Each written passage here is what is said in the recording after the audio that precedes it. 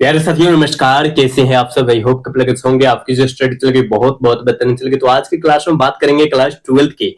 याद रखिएगा केमिस्ट्री का तमाम क्वेश्चन जो आपके एग्जाम के लिए बहुत ज्यादा इंपॉर्टेंट रहेगा। आप बेहतरीन तरीका से एक एक क्वेश्चन को देखिएगा, क्योंकि एक एक क्वेश्चन जो है ना आपके बीच जो है गैस करके लाया गया है। तो कोई भी क्वेश्चन को न छोड़िएगा, सारे क्वेश्चन को अच्छे तरीका से देखने का प्रयास कीजिएगा, ठीक है ना। तो चलिएगा बिना टाइम क्वेश्चन की तरफ बढ़ते इससे पहले क्लास को लाइक नहीं किया तो क्लास को लाइक कर लीजिएगा और चैनल को सब्सक्राइब कर लीजिएगा। और जितने बच्चे व्हाट्सएप ग्रुप में नहीं जुड़े हैं और जुड़ना चाहते हैं तो नंबर है 888096916669। इस पर जो है मैसेज करके आप अवश्य जुड़िएगा, या जो है डिस्क्रिप्शन में लिंक है वहां पर जो है क्लिक करके आप लोग हमारे व्हाट्सएप ग्रुप से जुड़ जाइएगा सारे बच्चे, ठीक है ना। तो चलिएगा हम क्वेश्चन की तरफ बढ़ते हैं। हमारे साथ आप सब भी आंसर को लगाइएगा और जहां ना बुझा ना पूछने का कोशिश अवश्य कीजिएगा, ठीक है। देखो क्या कहा जा रहा है कि एफसीसी जालक में कितने परमाणु होते हैं बबुआ। एफसीसी जालक में याद रखिएगा 4 परमाणु होते हैं। कितना हो? 4 परमाणु होते हैं, यानी ऑप्शन जो हो जाएगा डी करेक्ट हो जाएगा। 1 का ऑप्शन डी हो जाएगा, याद रखिएगा। देखो बाबू 2 नंबर क्वेश्चन आपके स्क्रीन पर ही है। देखो क्या कहा जा रहा है। देखो कहा जा रहा है ना कि एक क्रिस्टल में कितने प्रकार के क्रिस्टल जालक संभव हो सकता है। एक क्रिस्टल में कितने प्रकार का क्रिस्टल जालक संभव हो सकता है, तो 14 प्रकार के क्रिस्टल जालक जो हो जाएगा वो संभव हो जाएगा, यानी ऑप्शन डी करेक्ट हो जाएगा, ठीक है। 2 का ऑप्शन बाबू डी हो जाएगा, याद रखिएगा। अगला क्वेश्चन देखोगे, यहाँ 3 नंबर क्वेश्चन में क्या कहा जा रहा है। देखो 3 नंबर क्वेश्चन में अब कहा जा रहा है ना फ्रेंकल तथा सटकी दोष होते हैं। फ्रेंकल तथा सटकी दोष क्या होते हैं, तो आप कहिएगा सर क्रिस्टल दोष होते हैं, यानी ऑप्शन क्या हो जाएगा, करेक्ट ऑप्शन बी हो जाएगा, ठीक है। करेक्ट ऑप्शन बी हो जाएगा, याद रखिएगा। क्लास को लाइक करते चलिएगा आप सब, ठीक है। सारे बच्चे व्हाट्सएप ग्रुप से जुड़िएगा सारे बच्चे। देखो क्या कहा जा रहा है। 2 नंबर क्वेश्चन में कहा जा रहा है, क्या कहा जा रहा है, निम्नलिखित में से लघु प्रासरणी कौन है। लघु प्रासरणी जो है वो कौन है रे बाबू, जल्दी से 4 का आंसर लगा दोगे तो कवार्ज ग्लास है, ठीक है ना। कवार्ज ग्लास है, याद रखिएगा ऑप्शन बी करेक्ट हो जाएगा, ठीक है। चलोगे अगला क्वेश्चन 5 नंबर क्वेश्चन में बाबू क्या कहा जा रहा है। देखो कहा जा रहा है ना निम्नलिखित में से कौन अक्रिस्टलीय नहीं है। कौन जो है अक्रिस्टलीय नहीं है, मतलब क्रिस्टलीय है, ठीक है। अक्रिस्टलीय कौन नहीं है, जल्दी लगाओ। तो आप कहेगा सर हीरा और ग्रेफाइट जो होता है क्रिस्टलीय होता है, ठीक है ना, अक्रिस्टलीय नहीं होता है, यानी इसका ऑप्शन डी ऑप्शन हो जाएगा। 5 का ऑप्शन डी हो जाएगा, याद रखिएगा। बहुत इंपॉर्टेंट है, सारे क्वेश्चन याद रखते चलिएगा। देखो यहाँ पर 6 नंबर क्वेश्चन में क्या कहा जा रहा है। कहा जा रहा है कि ग्रेफाइट विद्युत का सुचालक होता है, क्योंकि इसके पास क्या होता है, विद्युत जो है ग्रेफाइट जो होता है विद्युत का सुचालक होता है, क्योंकि इसके पास जो होता है ना, याद रखिएगा, मुक्त इलेक्ट्रॉन होता है। ऑप्शन करेक्ट बी हो जाएगा 6 का, ठीक है। अगला क्वेश्चन देखोगे, यहाँ 7 नंबर क्वेश्चन में कहा जा रहा है प्रति किलोग्राम विलायक में घुले विलायक के विलय के मोलों की संख्या को हम लोग क्या कहते हैं। देखो प्रति ग्राम, क्या प्रति ग्राम, किलोग्राम, देखो प्रति किलोग्राम इस तरह होता है, ठीक है ना। और प्रति जब केजी लग जाए ना, जब केजी लग जाए रे बाबू तो आप कहिएगा सर मोलालता की बात किया जा रहा है। और जब लीटर लग जाए, क्या एल मतलब क्या, लीटर, जब लीटर लग जाए तो मोलालता होता है, ठीक है। आप दोनों को अच्छे तरीका से याद रखिएगा, ठीक है। अगला क्वेश्चन देखोगे 8 नंबर क्वेश्चन में कहा क्या जा रहा है कि बिलियन में विलय की तथा विलाय के मोलों की योग जो है एक फल जो होता है वो क्या होता है बाबू। तो आप कहेगा सर 1 होता है, क्या होता है, 1 होता है। ऑप्शन करेक्ट बी हो जाएगा, ठीक है। 8 का ऑप्शन बाबू बी हो जाएगा, याद रखिएगा। चलोगे यहाँ 9 नंबर क्वेश्चन देखोगे, कहा जा रहा है समुद्री जल को किस विधि से लवणहीन किया जाता है। समुद्री जल को जो है लवणहीन किस जो है विधि के द्वारा लवणहीन किया जाता है, इसका आंसर बताइए क्या होगा। तो उल्टा प्रासरण या जो होता है प्रासरण विधि द्वारा, ठीक है ना, आप याद रखिएगा, ठीक। चलो इसका आंसर लगाओगे। कहा जा रहा है ना, कहा जा रहा है किसी पदार्थ की विलयता किन बातों पर निर्भर करती है। किसी पदार्थ की विलयता जो है किस पदार्थों पर निर्भर करती है, तो याद रखिएगा ये सभी हो जाएगा, ऑल ऑफ दीज हो जाएगा, याद रखिएगा, ठीक है। 10 का ऑप्शन डी हो जाएगा, याद रखना। अगला क्वेश्चन देखोगे 11 नंबर क्वेश्चन में कहा जा रहा है कि विद्युत रासायनिक सेल में जिंक का क्षार होता है। विद्युत रासायनिक सेल में जिंक का क्षार क्या होता है, तो आप कहिएगा सर ऑक्सीकरण होता है। क्या होता है, ऑक्सीकरण होता है। ऑप्शन ए हो जाएगा, हो, याद रखना बाबू। यहाँ पर कहा जा रहा है कि सूक्ष्म सेल मतलब सूखा सेल जिसे कहते हैं, सूक्ष्म सेल का विद्युत वाहक बल होता है। सूक्ष्म सेल का विद्युत वाहक बल क्या होता है, आप कहेगा 1.5 वोल्ट होता है। क्या होता है, 1.5 वोल्ट होता है। ऑप्शन ए करेक्ट हो जाएगा, ठीक है। नेक्स्ट क्वेश्चन देखोगे, सेल स्थिरांक क्या है बाबू। सेल स्थिरांक क्या है, जल्दी लगाओगे। मेरा आंसर क्या हो जाएगा, सेल स्थिरांक क्या है, आप कहेगा सर एल बटा ए हो जाएगा, मतलब लंबाई बटा एरिया होता है, याद रखिएगा, ठीक है। यानी इसका ऑप्शन ए करेक्ट हो जाएगा। चल बाबू अगला क्वेश्चन देखोगे, कहा जा रहा है ना तो कहा जाता है कि प्रतिरोधकता के व्युत्क्रम को क्या कहते हैं, प्रतिरोधकता के व्युत्क्रम को हम लोग क्या कहते हैं, तो विशिष्ट चालकता कहते हैं बाबू, ऑप्शन बी हो जाएगा। क्लास को आप सब लाइक नहीं करते हो, क्लास को लाइक करते रहना तुम सब। देखो कहा जा रहा है 15 नंबर क्वेश्चन में क्या कहा जा रहा है कि कारक जो अभिक्रिया के दर को प्रभावित करता है उसे क्या कहते हैं, कारक जो अभिक्रिया के दर को प्रभावित करता है उसे हम लोग क्या कहते हैं, जल्दी से बतलाओगे, ठीक है।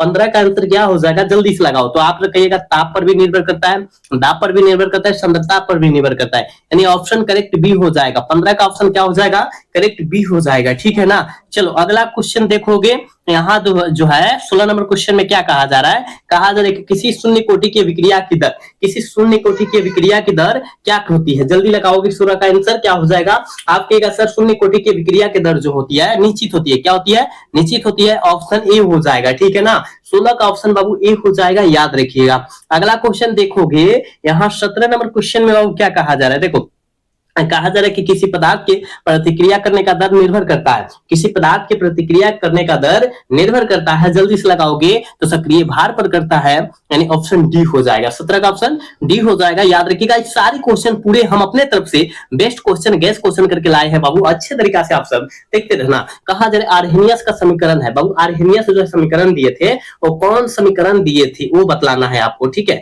जल्दी से बतला दो। इसका आंसर क्या होगा, 18 का कहेगा सर की बराबर जो होगा ए हो जाएगा, याद रखिएगा, ए बाटा अपॉन में हो जाएगा, बाटा में हो जाएगा, आर बटे टी हो जाएगा पावर में, ठीक है। यानी यहाँ ऑप्शन ए में दिखाई दिया, ऑप्शन ए हो जाएगा, ठीक है। 18 का ऑप्शन ए हो जाएगा, याद रखिएगा। अगला क्वेश्चन देखोगे, 19 नंबर क्वेश्चन कहाँ चला गया हो, हाँ 19 नंबर क्वेश्चन यहाँ है, 1 मिनट रुको। हाँ 19 नंबर क्वेश्चन यहाँ पर है, देखो क्या जा रहा है ना, अधिकांश अभिक्रियाओं के लिए ताप गुणांक का मान निम्नलिखित में से किसके बीच होना चाहिए। अधिकांश अभिक्रियाओं के लिए ताप गुणांक का जो मान होना चाहिए बाबू, वो याद रखिएगा 2 और 3 के बीच होना चाहिए, यानी ऑप्शन ए सही हो जाएगा, याद रखिएगा, ऑप्शन ए हो जाएगा, ठीक है। अगला क्वेश्चन देखोगे, कहा जा रहा है ना, देखो कहा 20 नंबर क्वेश्चन में क्या कहा जा रहा है, ये बहुत इंपॉर्टेंट है, आप याद रख सकते हैं। कहा जा रहा है किसी रासायनिक अभिक्रिया के वेग निम्नलिखित में से इस प्रकार का है, ठीक है ना, वेग इस प्रकार का है, तो अभिक्रिया की कोटि कितना हो जाएगा, देखो ना पावर में कितना है, यहाँ 2 है, यहाँ कुछ भी नहीं है तो 1 है, तो 2 + 1 कितना हो जाएगा, 3 हो जाएगा, यानी 3 जहां ऑप्शन दिखाई दे वो मार दीजिएगा, यानी ऑप्शन क्या होगा, बी हो जाएगा, ठीक है। 20 का ऑप्शन बी हो जाएगा, याद रखिएगा।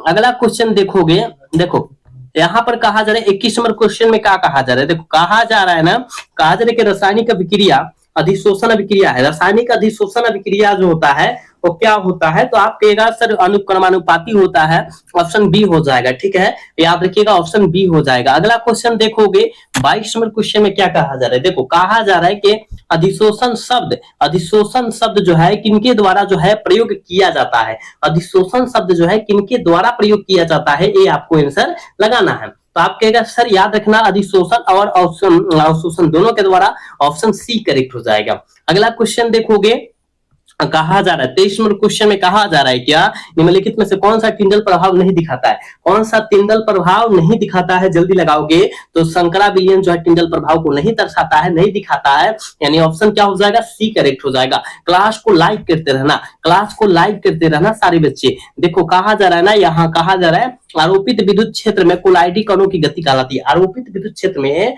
कोलाइडी कणों की गति जो कहलाती है वो क्या कहलाती है, तो आप कहेगा सर वैद्युत कण का संचलन कहलाती है, यानी ऑप्शन बी करेक्ट हो जाएगा। ऑप्शन क्या हो जाएगा, 24 का करेक्ट बी हो जाएगा, याद रखना। अगला क्वेश्चन कहा जा रहा है ना 25 नंबर क्वेश्चन में क्या कहा जा रहा है, ताजे अवक्षेप को कोलाइडी विलयन में बदला जा सकता है, ताजे अवक्षेप को कोलाइडी विलयन में किनके द्वारा बदला जा सकता है, तो आप कहेगा सर पेप्टिजाइजेशन, पेप्टिकरण द्वारा पेप्टाइजेशन के द्वारा, ठीक है ना, यहाँ पर ऑप्शन बी करेक्ट हो जाएगा, याद रखना। कहा जा रहा है गलेना किसका एक्स होता है, गलेना किसका एक्स होता है, जल्दी बताइएगा, गलेना बहुत इंपॉर्टेंट है, गलेना किसका एक्स होता है, आप कहेगा सर पीबी का एक्स होता है, गलेना किसका एक्स होता है, पीबी का एक्स होता है, ऑप्शन बी। चलो इसका आंसर लगाओ।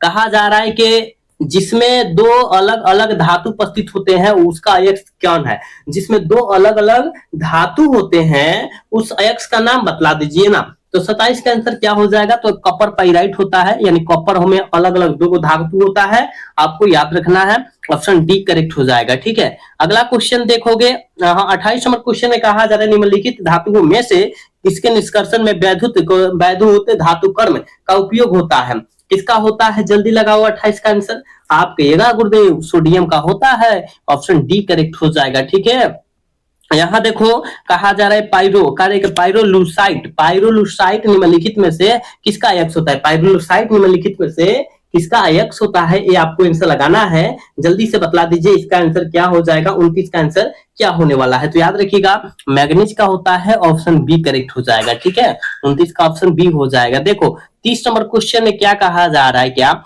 कहा जा रहा है, निम्नलिखित में से किस धातु के निष्कर्षण के लिए साइनाइड विधि का उपयोग किया जाता है, किस धातु के निष्कर्षण के लिए हम लोग साइनाइड विधि का उपयोग करते हैं, जल्दी बतलाओ।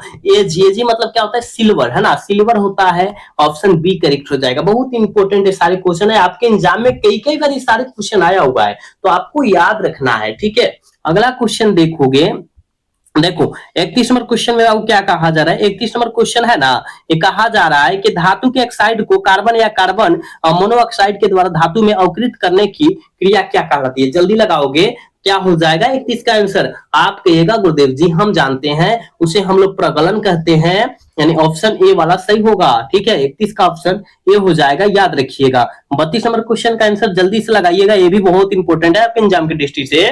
कहा जा रहा है कि हैबर विधि के द्वारा अमोनिया के उत्पादन में निम्नलिखित में से किस उत्प्रेरक का उपयोग होता है, अमोनिया के विधि द्वारा, है ना, जल्दी बतलाओगे। आप कहिएगा गुरुदेव जी हम जानते हैं, ये होता है Fe+ एमओ, क्या होता है, एमओ होता है, यानी ऑप्शन बी करेक्ट हो जाएगा। ठीक है, 32 का ऑप्शन बी होगा, याद रखिएगा। 33 नंबर क्वेश्चन में क्या कहा जा रहा है, देख बाबू निम्नलिखित में से किसका आयनिक विभव का मान जो होता है अधिक होता है, किसका आयनिक विभव का मान अधिक होता है, जल्दी से लगाओगे। आप कहेगा सर पीबी का, क्या पीबी का आयनिक विभव का मान जो होता है सबसे अधिक होता है, यानी ऑप्शन इसका बी हो जाएगा।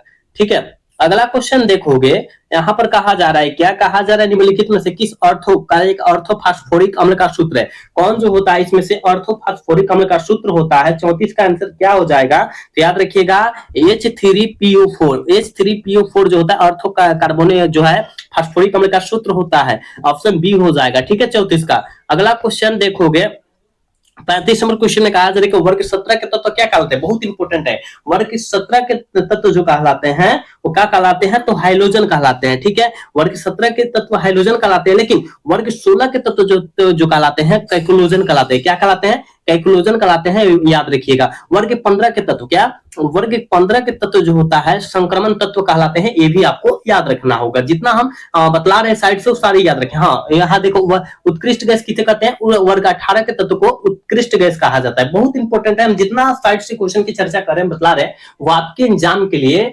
बहुत इंपॉर्टेंट क्वेश्चन है। ठीक है, अगला क्वेश्चन देखोगे, कहा जा रहा है नाइट्रोजन और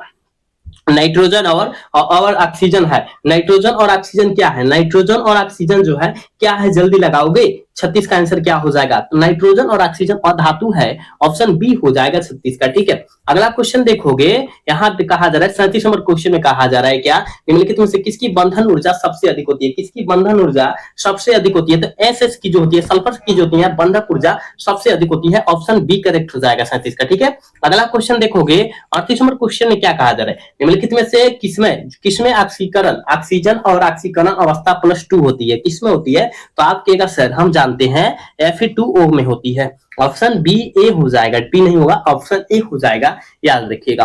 अगला क्वेश्चन देखोगे बाबू, अगला क्वेश्चन में क्या कहा जा रहा है, निम्नलिखित में से कौन सबसे कम वाष्पशील है, तो सबसे कम वाष्पशील जो है इनमें से कौन है, तो याद रखिएगा सबसे कम H2O है। ठीक है ना, मतलब H2O मतलब जल है। ठीक है, आप याद रखिएगा इस सारे क्वेश्चन को। ठीक है, याद रखना, ऑप्शन डी करेक्ट हो जाएगा। क्लास को लाइक करते रहना सारे बच्चे। देखो कहा जा रहा है कि सल्फ्यूरिक अम्ल निम्नलिखित में से किस तरह के गुण दर्शाते हैं, सल्फ्यूरिक अम्ल निम्नलिखित में से किस तरह के गुण दर्शाते हैं, जल्दी से लगाओगे। 40 का आंसर क्या हो जाएगा, तो याद रखिएगा ऑप्शन डी हो जाएगा। ठीक है, ऑप्शन डी हो जाएगा, याद रखना है। अगला क्वेश्चन देखोगे, यहाँ कहा जा रहा है ना, देखो कहा जा रहा है कि क्रोमियम की अधिकतम ऑक्सीकरण अवस्था कितनी होती है, क्रोमियम की अधिकतम ऑक्सीकरण अवस्था कितनी होती है, तो +6 होती है, कितनी होती है, +6 होती है, यानी ऑप्शन डी करेक्ट हो जाएगा। ठीक है, अगला क्वेश्चन और इस क्लास के लास्ट क्वेश्चन है, देखो इस क्लास के लास्ट क्वेश्चन है, कहा जा रहा है क्या, निम्नलिखित में से कौन सा तत्व प्रकृति में जो है मुक्त अवस्था में पाया जाता है, कौन सा तत्व जो होता है प्रकृति में मुक्त अवस्था में पाया जाता है, तो सोना होता है, क्या होता है, सोना होता है, यानी ऑप्शन डी करेक्ट हो जाएगा। ठीक है बाबू, हमने 42 क्वेश्चन क्वेश्चन आपके एग्जाम के दृष्टि से बहुत इंपॉर्टेंट क्वेश्चन कराया है। क्वेश्चन तो बहुत सारा लाया है, लेकिन 42 क्वेश्चन पर ये अटक गए, क्यों? क्योंकि बच्चा नहीं जुड़ पाता है। ठीक है, तो हम लोग कितना क्वेश्चन कराए हैं? वो 42 क्वेश्चन कराए हैं। आपके एग्जाम की दृष्टि से बहुत इंपॉर्टेंट क्वेश्चन है, आप लोग अच्छे तरीके से याद रखिएगा इस 42 क्वेश्चन को, और अगला क्लास में इससे भी ज्यादा क्वेश्चन आने वाला है, आप लोग धैर्य बनाकर रखिएगा। ठीक है, तो आज का क्लास कैसा लगा कमेंट करके अवश्य बताइए। और जितने बच्चे हमारे व्हाट्सएप ग्रुप में नहीं जुड़े हैं, जुड़ना चाहते हैं, डिस्क्रिप्शन में लिंक है, या इस पर मैसेज करके जुड़ जाइएगा 8809691669, इस पर मैसेज 669, इस पर मैसेज करके क्या हो जाइएगा, जुड़ जाइएगा सारे बच्चे। ठीक है ना, या लिंक जो है डिस्क्रिप्शन में है, वहां पे भी जुड़ सकते हैं आप सब। ठीक है ना, तो बतला दीजिए क्लास कैसा लगा। अच्छा लगा होगा तो क्लास को लाइक, चैनल को सब्सक्राइब करना ना भूलिएगा। मिलते हैं अगला क्लास में, तब तक के लिए जय हिंद, जय Bharat, tata, bye bye, love you.